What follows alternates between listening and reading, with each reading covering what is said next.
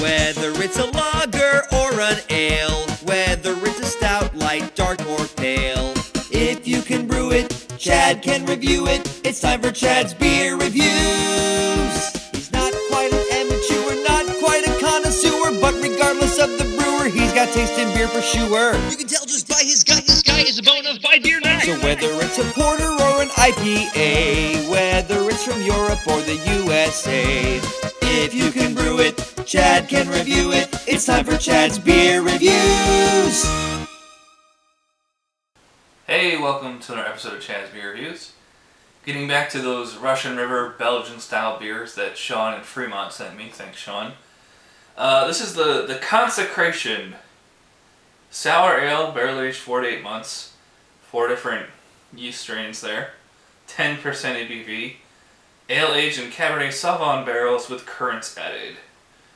It's batch number 6. Very long description on the back.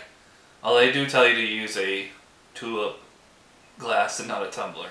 Anyways, I mean, it kind of looks like a Trappist, like a Chimay Blue or something. It's just straight up brown, mahogany, super dark, ruby red.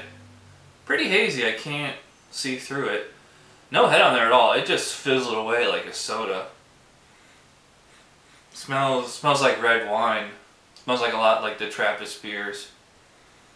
I can smell the sourness in it though. So it does have that kind of sour grape. Not much on appearance here. I mean, I like the color, but no head. Come on. Smells great. Let's see if it tastes great. Cheers.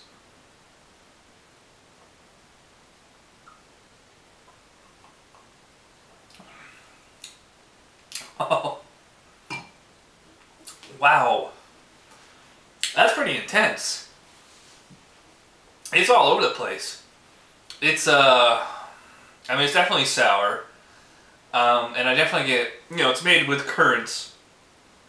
Kind of like a black cherry berry type fruit. So you're definitely getting like the tartness from there. You're getting massive sourness on this one. Just like one of the nicest sour candies I've ever had.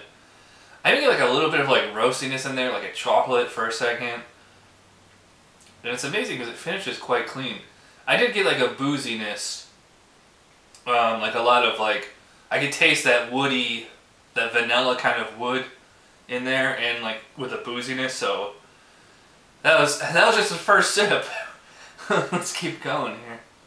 Yeah, now that I like really pay attention to it, I get like that woodiness you would get like, and we've reviewed many oak-aged stouts on this show before.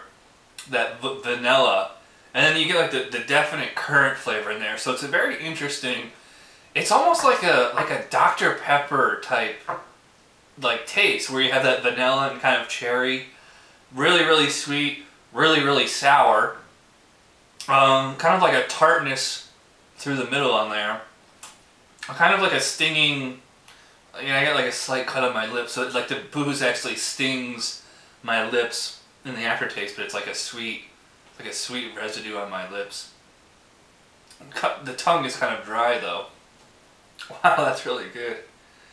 It's definitely, you know what's nice? I've often complained about this off camera with other beer tubers about, you know, we drink all these beers. The problem is, even though there's tons of different beer styles, you know, after a while they kind of all taste the same. So it's very refreshing to get a beer like this that's like nothing I've ever had before. I mean, even, as much Belgian-y as it looks, it doesn't really taste Belgian-y at all. It's not super effervescent. I mean, it's like totally tepid in the glass there. It is more like drinking like a glass of sangria. That's what I was thinking of, sangria. Right? Yeah, sangria. Almost like a soured fruit punch kind of taste, like a fruit punch was oak-aged, I guess. You know, vanilla, the currants, it's like a cherry, definitely more of like a black cherry kind of taste in there. Just like this sour candy sourness in there. It's really delicious. It's very smooth going down, probably because of the flat body. Yeah, you get booze in there, but it works so perfectly with the palate, with the sourness and everything. Like, and I even do get that little bit of like kind of chocolatey roastiness that you tend to. I think maybe it's just a, you know, Pavlovian response of I taste wood, so I'm gonna think I get into an imperial stout, but you know, it's sour and it's, you know, very berry type. This is amazing. So I can see why everybody raves about this. You know, I was gonna take a break and, you know, see what happens, but I don't think I need to. I mean, this beer just knocked my socks off. You know, I didn't really know what to expect. I was like, oh, it's just gonna be another sour beer. I really like the Temptation or whatever one it was I did. But I've never had like a dark sour beer before. Well, maybe like Rodenbach, but this is head and shoulders above Rodenbach. Let's try Rodenbach Grand Cru. Anyways, I am rambling here. Thanks to Sean for the beer. This is getting a full enthusiastic 10 out of 10.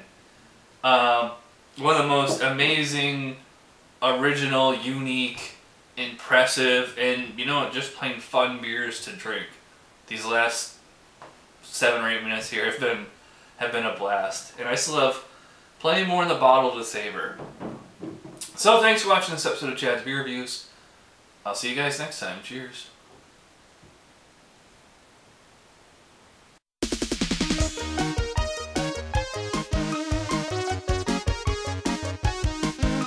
Somebody brewed it, Chad just reviewed it. Thanks for watching Chad's Beer Reviews. Trust me, the next episode will be a lot better.